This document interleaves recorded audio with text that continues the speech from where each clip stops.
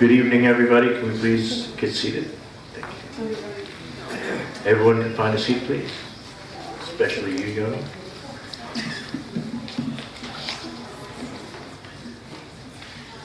First, I want to welcome you all. Thank you for coming. It'll be a very special presentation tonight. I want to thank the Ramban Shul for allowing us to be here tonight. And especially there are two sponsors for this evening. That's the Kasdan family and the Susemsky family. And I want to thank Ahuva Gray, which I'll introduce in a second. And of course, Bina, my wife. Why we chose this concept, right before Pesach, as a presentation for inspiration. The whole Jewish nation we were born, we became converts. The whole nation converted at Mount Sinai through the process of leaving Egypt, splitting the sea, going through the waters. We really were born again, born anew, reborn like children. So before I introduce Ahuva, I just wanted to speak for a minute and a half just to get across an idea. What is so special about mankind, somebody who makes a decision to choose to be Jewish, to involve themselves with the Jewish nation. So there's a Mishnah in Pirkei Avot that Rav Noach Weinberg would quote. It speaks about free will, the ability to choose, right? Free will, making a choice, a decision. And not a decision whether I want chocolate ice cream, vanilla ice cream. That's kind of meaningless. But choosing something meaningful, life itself. So the Mishnah in Pirkei Avot, towards the end of the third chapter, this is a continuation of Rabbi Akiva. He says, Hu HaYomer used to say, Chaviv Adam Shenivra B'Tzelem. How beloved is man, he was created in the image of God. Chiba Yisteram No Da'at Lo Shenivra B'Tzelem. It was a special gesture of love that God made known to him that he was created in the image of God.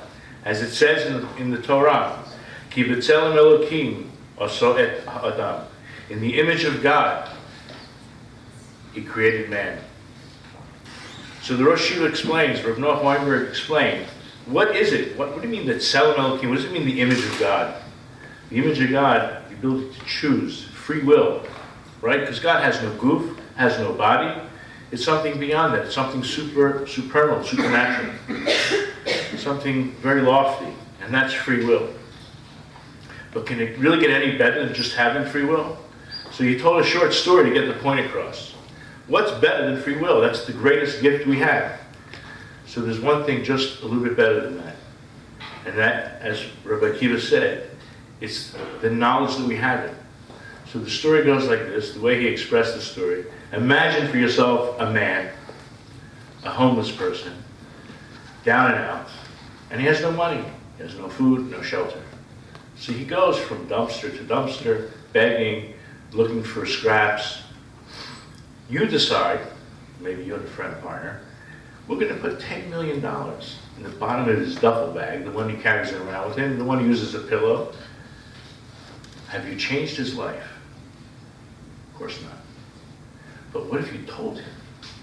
All of a sudden, once he has the knowledge, he's able to use it, to spend it, sleep in a hotel, get a shower every day, a hot meal, maybe twice a day. His life has changed. So it's that extra special gesture that God revealed to us. And of course, that's through the Torah itself. So the idea is about choices. And the choices that we make are rather very important, as we mentioned. It's not about choosing something like ice cream. So it says in the Torah, Ha'idoti bechem hayom et hashamayim ve'et ha'aretz. Right? I bring witness against you today, the heavens and the earth. Ha'chayim v'ha'maves, life and death. Natati lefanecha, That's what I placed before you. The bracha and the klala, the curse, the blessing and the curse. The only time in the whole Torah that tells us what to choose is choose life. Laman tichye ata zarecha, so that you and your children will have a long life. Making a choice like this, when you stand in front of a beis din and the judges look at you and they ask you, "Are you crazy? Everyone wants to kill the Jews. I mean, they're, persecuted." And you stand, try to imagine, whatever life you had, you're making a decision to join a persecuted people. But you've done your own investigation. You've made a decision. It's called choosing life. Something very meaningful. So with that short introduction about just a little bit of Torah, why we chose to have this presentation right before Pesach. Also, so this is the book that Ahuva Gray has recently written and is for sale, and she'll mention about a few of the other books. Just one more idea that I wanted to get across. It's my own personal message. I'm not speaking tonight, they are. But I just wanted to leave this one message before Pesach. Alu chamushim. Only, right, Chazal tell us when the Jews went up out of Egypt, 20%, 1/5 left. Why? What happened to the other 4/5? They died. They died there. They didn't choose life. We have an opportunity, not just this Pesach, not just twice a day when we say Shema, but constantly, every day, to choose life. Anyway, so as I mentioned, the Jewish people, as a nation, converted, and without any more words from myself, I want to introduce Ahuva Gray, who has a fascinating story, and I'm sure we'll all be uplifted and inspired through her words. Ahuva.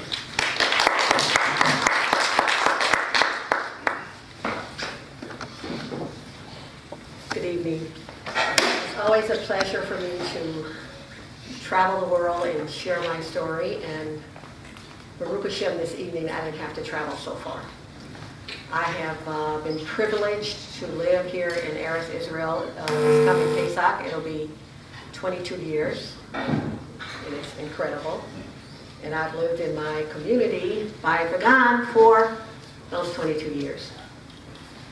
What I'm going to do with you this evening is to share a vignette of short stories and explain to you how I, as an ordained minister and the entrepreneur of a travel agency specializing in group movements to Israel, I came to Israel the first time and fell in love with the country.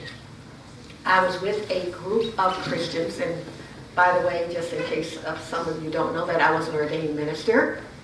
And we were leaving Tel Aviv, coming into that first curve into Jerusalem, and my heart started pulsating like it was coming out of my chest. And I said, "Oh my God, I'm at home." When I said that, I really meant it. I had worked for Continental Airlines for many, many years and had been all over the world. But Israel was the first time and the first place I traveled that my neshama felt rooted and knitted to this land. Today I know it was a soul resonance when I came around that first curve into Jerusalem. As we are taught when we study about Pesach, that Pesach is the redemption of the Jewish people and it's the redemption of every Jewish neshama. And not only that, our rabbis of blessed memory say that every Jewish neshama was present at Har Sinai, past, present, and future, and the mazel of a convert. Well, I feel like my neshama was there, and in retrospect, I realize now, many, many years later, that I was headed down this path my entire life. Back to that first curve coming from Tel Aviv into Yerushalayim, my heart's pulsating like it's coming out of my chest. Isaiah 40 has always been one of my favorite chapters in the Torah and the prophets. And it says in Isaiah 40 this, it says, "Jerusalem, Jerusalem, lift up your voice, lift it up with strength, say unto the cities of Judah, behold your God. Behold, Hashem will come with a strong arm. His reward is with him. He shall gather his sheep unto himself and lead his flock like a shepherd. After I quoted those psukim, those verses, I started singing to the top of my lungs. Don't worry, Rabbi, I'm not going to sing tonight. And all of the other Christians on the bus were looking at me like I was losing my mind. But what I find interesting about this story is I knew I wanted to live here. But at that time, I did not know that I was converting to Judaism. So, enjoyed that visit, saw some of the most incredible sights I've ever seen in my life. And I was living in Los Angeles, California at that time. I flew back to LA. And what's interesting is after that first visit, I came back to Eretz Israel 14 times in 40 years. Everyone that knew me thought I was literally losing my mind, but it was like a magnet, and I simply could not stay away. Back to Los Angeles, flew back to Israel every time I had a chance. I was working with Continental Airlines, had lots of vacation. I've been with them for 23 years, and so whenever I had a group coming, I got on the plane and came with the group. Now I need to give you the catalyst for making my decision to move to Eretz Israel. It happened January 17th, 1994.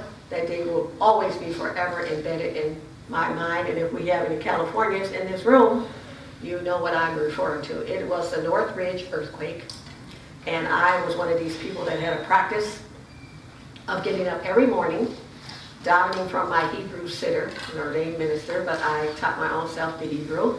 And it had Hebrew on one side, English on the other side. I didn't even know the format of our prayers at that time.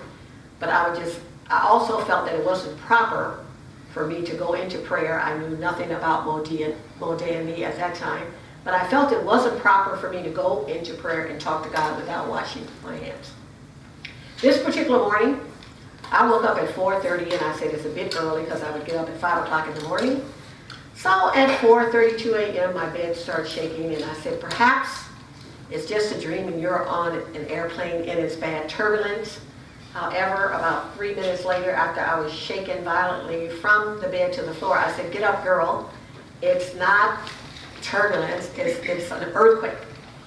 I got up, I started running. I fell down at the stairwell that led to the loft in my condominium. And I fell down and I looked up at the ceiling, and there were these plants dangling back and forth from the ceiling. And it looked like they were going to come tumbling down on my head. My grandmother, may she rest in peace, taught all of her children, grandchildren, great-grandchildren, the Psalms. I learned them when I was 4 years old. So whenever any difficulty arises in my life, it's like the appropriate Tehillim just kind of raises up in my neshama. This particular morning, Psalms 121, I will lift up mine eyes unto the hills, from which cometh my help. All of my help cometh from Hashem. He will not suffer thy foot to be moved. He that keepeth thee will not slumber. Behold, he that keepeth Israel will neither slumber nor sleep. Hashem is thy shade upon thy right hand. The sun shall not smite thee by day, nor the moon by night. He will preserve you from evil. He'll preserve your soul. He'll preserve you going out and coming in from this time forth, even forevermore. By the time I got to the last pasuk of that particular Tehillim, I finally regained my equilibrium, got up, ran to the front door there, and finally got the door open. It was still, the aftershocks of this earthquake were just as potent and violent as the original impact. I ran down the stairs, and I saw one of my neighbors screaming, and I threw my arms around her, started praying for her. She and I went and sat by the jacuzzi while my other neighbors were sitting. And as I sat there this particular morning, I said to myself this: you have been saying you want to live to Israel, move to Israel. And I made that decision this particular morning. And as I said, the aftershocks were just as potent as the original impact. And as I've lectured worldwide, people sometimes introduce me and they say Ahuva's story is one of physical earthquakes as well as spiritual earthquakes. That's a good way of putting it. I was there with all of my other neighbors, and about 2 hours later, I finally got the courage to go back upstairs to my condominium. Now, I was very steeped in my Gashmias, and I had lots of it. And when I opened the door to my condominium, I literally could not believe my eyes. Those plants that were dangling from the ceiling were all down on the floor. My beige carpet. And all the other large plants and pottery were all upside down. And ladies, I want you to know, when I went in the kitchen and saw all of my crystal and china broken that I had purchased in London, I almost plaxed. And then my attention shifted from my material belongings, because they were all in shambles, to my sister who lives in Beverly Hills. And I said, Hashem, I hope my sister's okay. I picked up the phone lines. Of course, the phone lines were down. And then all of a sudden, I just ran into the bedroom. And Baruch Hashem, I had on a nice flannel nightgown, all covered up, because everybody was down there by the jacuzzi in their pajamas or whatever. I ran and found a right shoe and a left shoe. I don't even know if they were matching, skirt and a blouse. Ran in the bathroom, found a toothbrush, toothpaste, threw it in my purse, grabbed my Bible, locked the door. And as I was running downstairs to the garage, I said, Hashem, I hope my Mercedes-Benz is not smashed, because the garage was under the condominium complex. Got the door open to the garage. My car was fine. Get in the car, and the ground is shaking crazy violently. Normally, I would take the freeway to get to my sister's, but I said, to get there safe, take Sepulveda, go straight over to Beverly Hills. I'm driving for, I don't know how long it took me to get there, because normally it was like a 20-minute ride, but this particular day, nothing was usual. Get to my sister's in Beverly Hills maybe about an hour and a half later, and I get to her apartment, and everything's fine. The only thing that had happened to her is I think a tree had fallen on her Cherokee Jeep, and our parents had been trying to get you to us for hours, because I'm assuming that they had heard about this earthquake on the news or something of that nature. And finally, I don't know after how many hours, the telephone lines were finally back up. My mother got through to my sister, and she said, put Dolores on the phone, I know she's moving. And I could hear my dad in the background saying, is Dolores moving back home to Chicago? And when I came to the phone, I said, Mom, tell Dad I'm not moving back to Chicago, I'm moving to Israel. Now, my mother normally is a very calm person. And she said to me this, and I know maybe perhaps some of you in the room have heard this. She said, Dolores, you used to be one of the most obedient children I had. I'm going to put your father on the phone, and perhaps he can talk some sense into you. My dad came to the phone, and he said this. He said, Dolores, you're just a bit shaken up by the earthquake. Calm down, we'll call you back in 2 days. My parents called me back in 2 days. And when they saw they could not talk me out of this decision, they simply said this. My dad said this. He said, Dolores, where are you going to live? How are you going to support yourself? And he says, you don't know the language. I said, Dad, those are great questions. Everyone that knows me have always said I'm a woman of Ahuva Gray, faith and trust in God. I said, I have no idea where I'm going to live, no idea how I'm going to support myself. And I said, I'll learn the language. In my opinion, if anyone decides to make Aliyah, don't do it the way I did it. Hashem was really watching out for me. And when I came to Eretz Israel, I had been privileged to meet a few religious Jews before I moved here. And I stayed in Old Katamon with Rabbi Mordechai Goldberg and his family. And then I was invited to Bayit Vagan, and another dear friend of mine, Yosef HaKohen, whom I had met through a project I was working on with Ruth Brody Sharon. He lived in Bayit Vagan. So I was invited to Bayit Vagan for my first Shabbos. And when I went to Bayit Vagan for my first Shabbos, and we were walking down the streets in Bayit Vagan after the Friday night meal, it simply felt at home. I had been registered on Ben Yehuda at this apartment listing. They had not ever had a listing in Bayit Vagan. And that Sunday after that Shabbos, when I went down there, they had an apartment in Bayit Vagan. That was the first apartment I had there.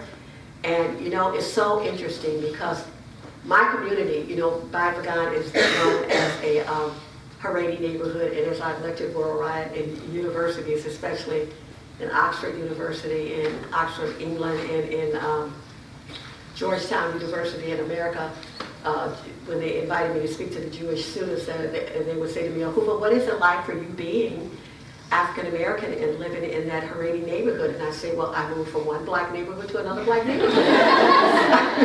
I feel perfectly comfortable living in Bayit Vagan. And when I say that, I really mean it. My community has loved and embraced me the entire time I've been there.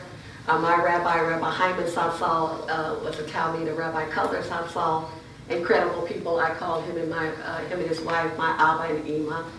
And Ba'avagan is incredible. That's all I can tell you. Before I wrote my first book, and I need to share with you the challenge I went through with the best Dan, but and how I came to the realization that I was going to convert. I knew I wanted to live here, but I didn't know I was converting.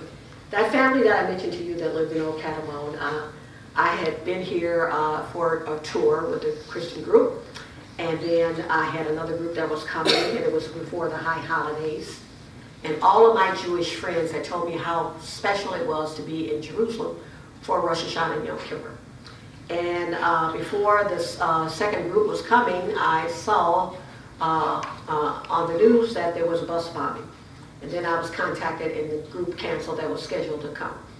And I said, well, it's very close to the high holidays. And all of my friends have been telling me how special it is to be here for Rosh Hashanah and Yom Kippur. So I stayed. I stayed at the Moriah Hotel. They changed the name of all these hotels over and over again. And I went to Rabbi Mordechai Goldberg and his wife for Rosh Hashanah. We were walking down the street after, and I went to Bet Knesset in the car. And we were walking down the street, and everyone was saying Shana Tova, Chag Sameach. I didn't even know what it meant. They said it to me. I said it back to them. When I went to the Goldberg's home, Rabbi Mordechai Goldberg had explained to me why we were taking this apple, dipping it in the honey, and he also had to explain to me why this fish head was on the table, and it looked like these two eyes were staring at me the entire night. And finally, after that lovely meal, we're coming up on the holiest day of the entire year, Yom Kippur. And I called his wife, and I asked Abigail, I said, what do I need to do to prepare myself for Yom Kippur? She said, Ahuva, the Jewish people fast, but you're not Jewish and you're not obligated. And I said to her, if the Jewish people fast, I'm going to fast as well. I walked back to Bet Knesset Yakar. I walked in on Kol Nidre. I did not know that Kol Nidre was a nullification of all past and future vows. I stopped all the way through Kol Nidre. Neither did I know that you do not talk during Kol Nidre, but I certainly know that today. I stopped all the way through Kol Nidre, and there was this lovely lady sitting next to me. She just kept patting me on the shoulder, passing over the Kleenexes. And I looked at her and I said, I have no idea what's going on with me. She tapped me on the shoulder again. And when I left Bet Knesset Yakar that particular night and walked down the streets in Yerushalayim back to my hotel, it was like the peace of the Almighty. I've not ever experienced anything like that in my life. There wasn't a car, kid on a bike, airplane, motorcycle, anything. And I walked back down the street that particular night to the hotel, and I said, I know who my God is. There is some Pasukim in Isaiah 40 that says this: every valley should be exalted, every hill and mountain should be made low, the crooked places should be made straight, and the rough places should be made plain, and the glory of the Lord should be revealed, and all flesh shall see it together, for the mouth of Hashem has spoken it. I felt like that's exactly what had happened to me in my life. I had been on this search mission for 48 years, and it all culminated in Kol Nidre, Baruch Hashem. That's when I knew that I was converting to Judaism. After I broke the fast at the family that I was acquainted with, I told Rabbi Mordechai that I was converting to Orthodox Judaism. He didn't seem to be so surprised. The next person I told was my dear friend Yosef HaKohen Safsal. He wasn't surprised. It's so interesting in retrospect. No one that knew me was surprised, because people that I were close to realized that I was headed down this path, but I didn't really realize it until I experienced the high holidays in Kol Nidre. And after all of that lovely, lovely experience, of course, I flew back to California. And this is not the kind of information that you tell your parents on the telephone. So I called my parents and told them I was coming home to Chicago. I had something to discuss with them. And when I went to Chicago, we had this lovely meal my mother made, and I said, Mom, I want to discuss this with you and Dad. I'm going to be moving to Eretz Israel. And my parents just looked at me, and my mother, and I said, I'm converting to Judaism. And my mother looked at me and she said this. She said, Dolores, I know any decision that you've made about God, you thoroughly investigated. My mother has seen me my entire life stay up all night marking up books and Bibles and reading and studying. That was my whole life. And I always loved reading. I had known since I was bat mitzvah age that I was going to write a book. after I realized I was converting and came here and moved to Beit Dagan and went to the mikvah and moved out of the dorm at Nishmat when Nishmat was still in Beit Dagan, I went to my second apartment in Beit Dagan and I didn't even have a Dell laptop. I had a legal pad and a pen, and I said, now I know what this story is about. And that's when I first started writing my first book, My Sister's a Jew. And after that book came out, my first book, My Sister's a Jew, then I got incredible invitations to start lecturing all over the world to such exotic places like Hong Kong, all over Australia, all over Europe, all over America, all over Canada. And people kept asking me, are you going to write another book? And I was exhausted from all that traveling, and I said, leave me alone, I'm not writing any more books. However, there may be some authorists in this room, and if you get enough stories, you'll always write another book. My second book is entitled Gifts of a Stranger. And this book is a book about all the incredible Jewish communities that I have been privileged to lecture to worldwide, in incredible people, incredible communities, lovely families. And at that time, I thought I was finished as well, but not necessarily so. My third book is a new revised version. It's called Journey to the Land of My Soul, and it's a new revised version of My Sister the Jew because I own the rights to my own story now, and I self-publish everything. And then after I finished that, I really thought I was completed.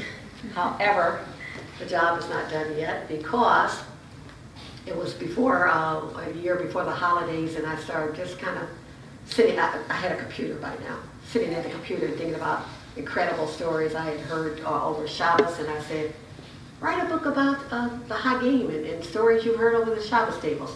My fourth book is called In Search of Hidden Treasures, and that's what this book entails, is incredible stories. Some of them are true stories, some of them are stories that people wanted to remain anonymous, but they're all in this book, and I was given permission to write that book. And my fifth book is called Mind Over Matter, and my sister started a business, and it details how to start a business during retirement. And Baruch Hashem, I really thought I was finished then, but my sixth book about prayer was still in my computer since 2007, and I just finished that up. And my graphic artist is in the process of laying it out now, and she'll be completed probably after Pesach. It's always incredible for me to share my journey with people and to explain to you how I came to the realization that God is one. And you know, when I look back over my life, I was headed down this path my entire life.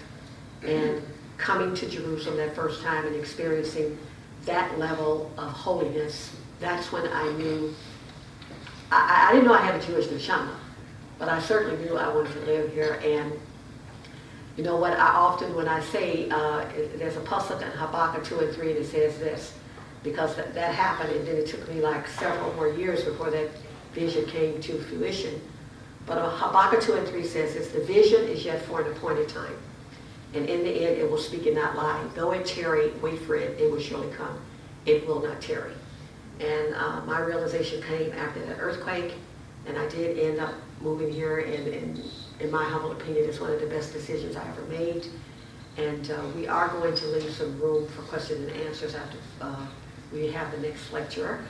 And I just wanted to say that I did order books for you all to be autographed, but they did not make it in the mail, so we'll be sitting outside, and if anybody wants to order one of these books, that'll be perfectly fine with me.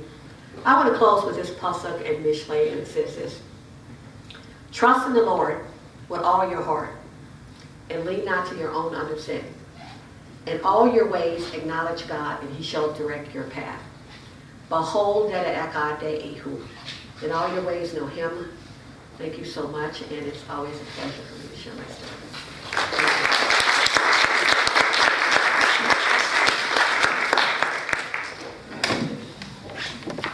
Our next speaker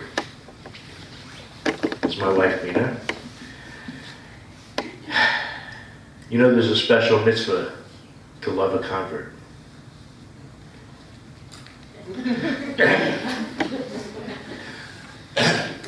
Anyway, I do love you, honey.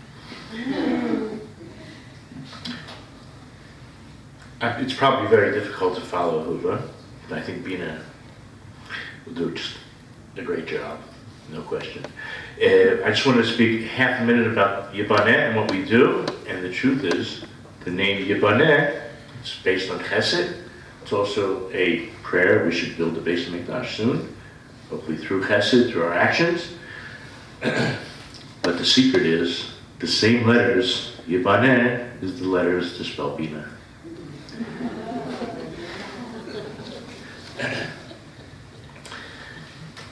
So, anyway, one of the things that we're going to do, I should speak about Yibaneh, what we do, real quick. So we decided we wanted to encourage people and help as a conduit to make connections so people can do more chesed.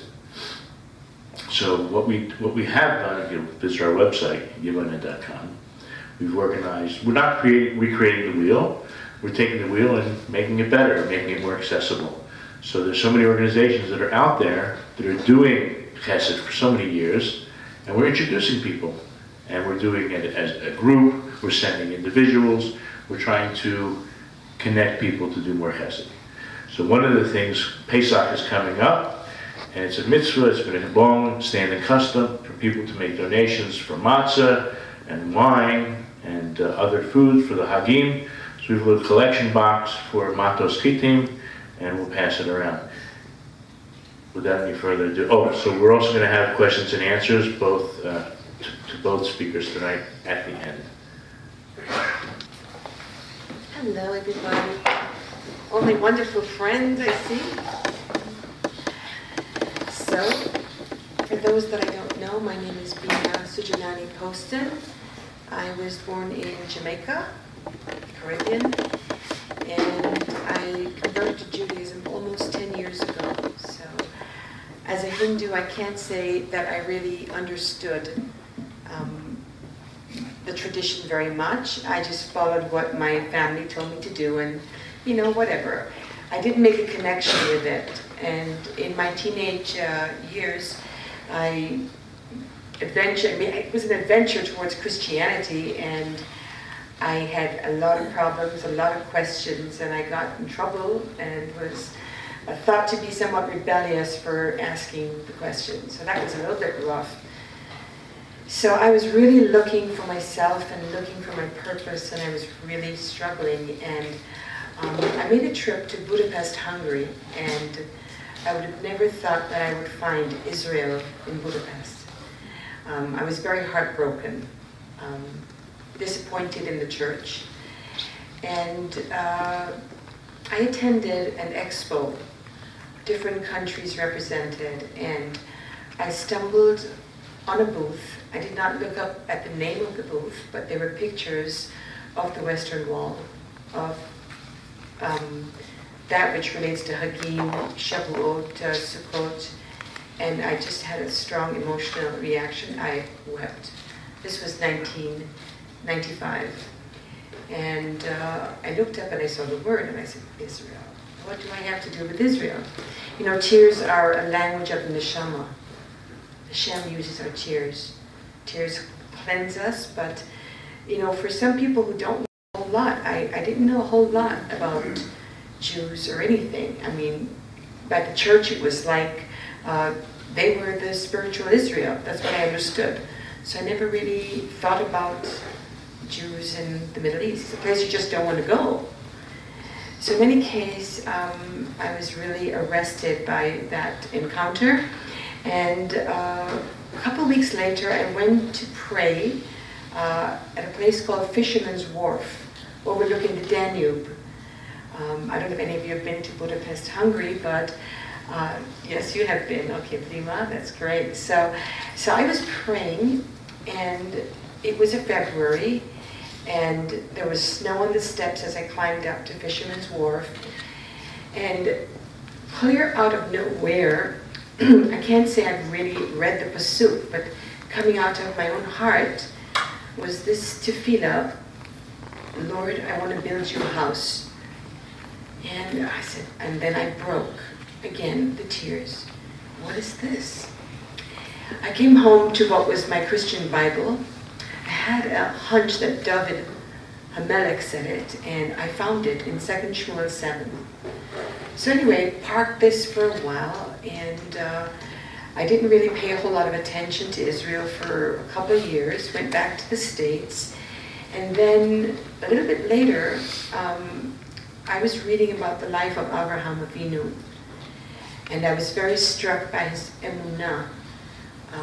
I was really, really struck by it, and that served to get me motivated to come to Israel, because I remembered the encounter I had in 1995. Now this was 1999.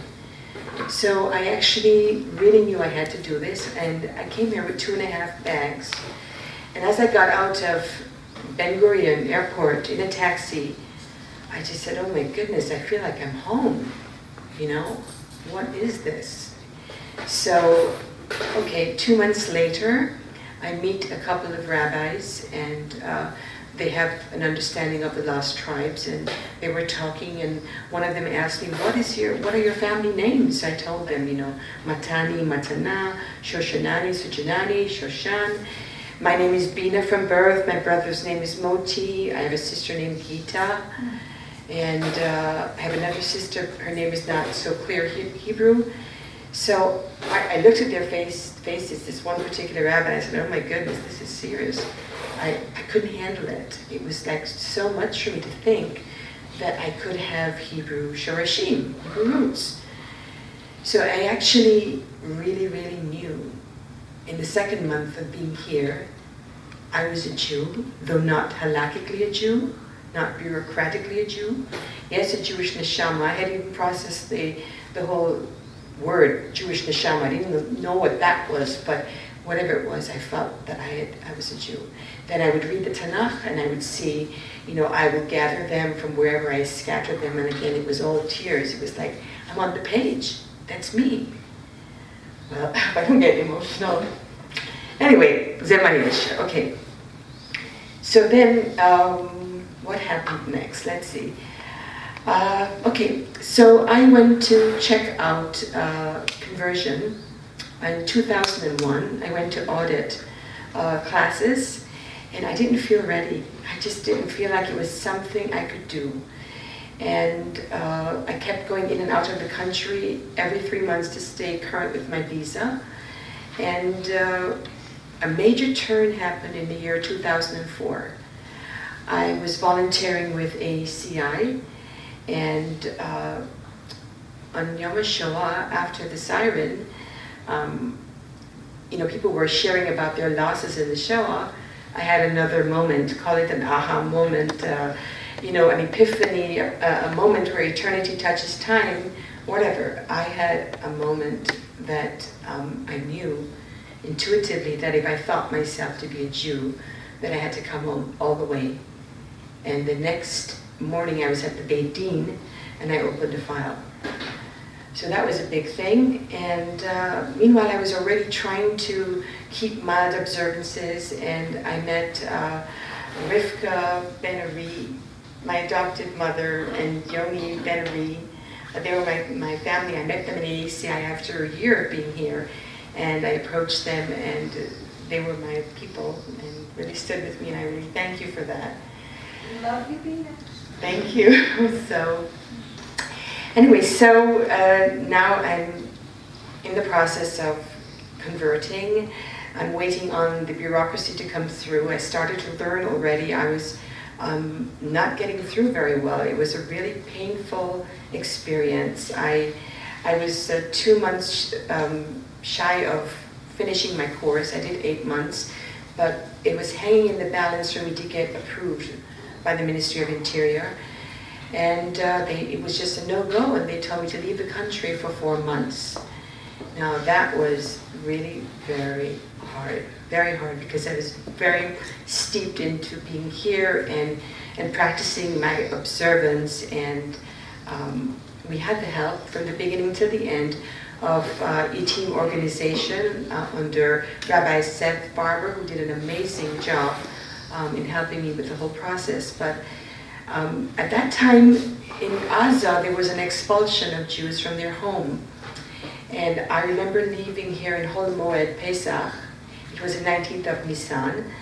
And I went back to Jamaica, and I was watching CNN, and I could see what was going on in Gaza. And I thought, this is a real spiritual experience, because I felt like I understood the pain here. You know that something is yours, but you can't have it. You can't be there. And it came to me as a spiritual moment of understanding. Those 4 months I felt like I didn't know that I would be coming back. But I thought about Ruth in the Tanakh, and I read it several times, and I understand her a bit, because it's like, she says that, your people will be my people, your God will be my God. And she experienced the power of a choice. And I knew it would really happen at some point, but 4 months was a long time. I didn't eat meat.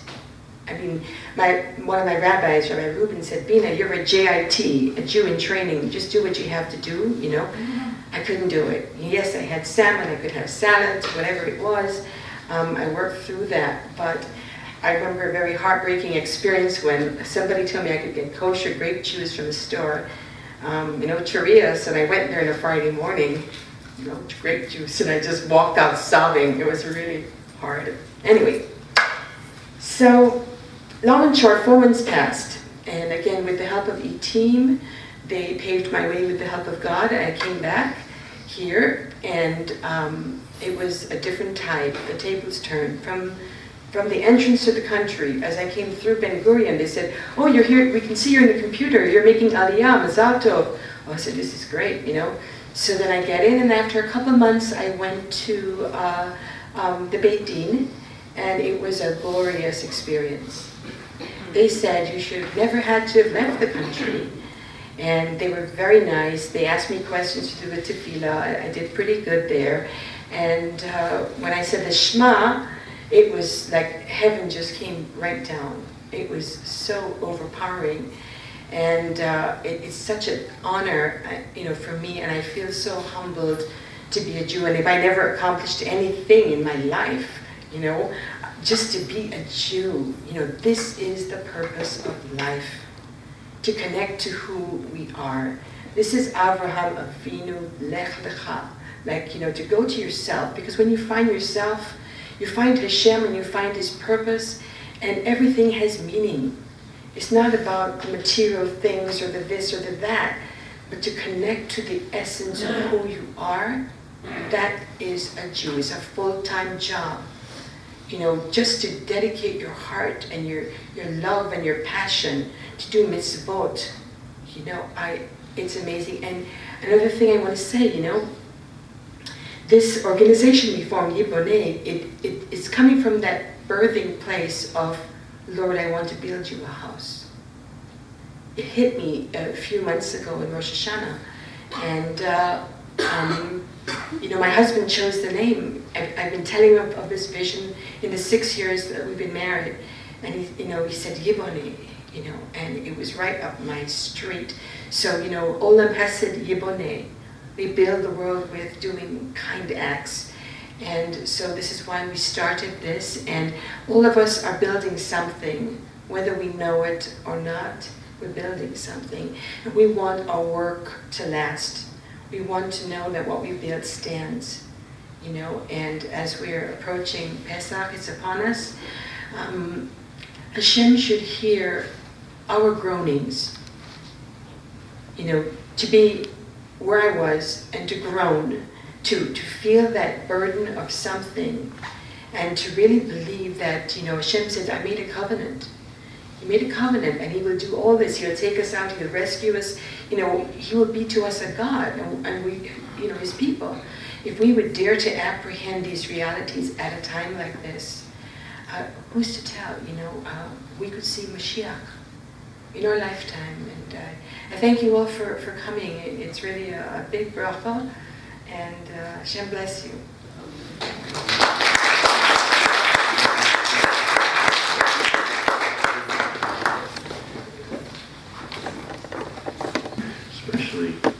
both speakers.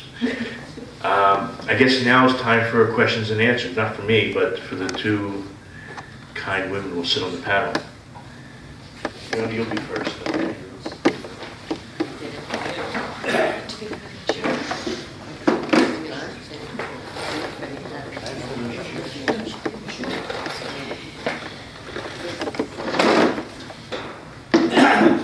I grew up in Chicago, so just a personal question. Where did you grow up? We might have gone to the same school. I grew up in the Lundell Douglas Park area. I went to Herzl and Hess. No, you're not on the south side. No, I was not on the south side. All my family lived on the south side. And I'd like to tell a story. And may I tell You want to come up and use the microphone? No, I hope everybody can hear me. Can't hear.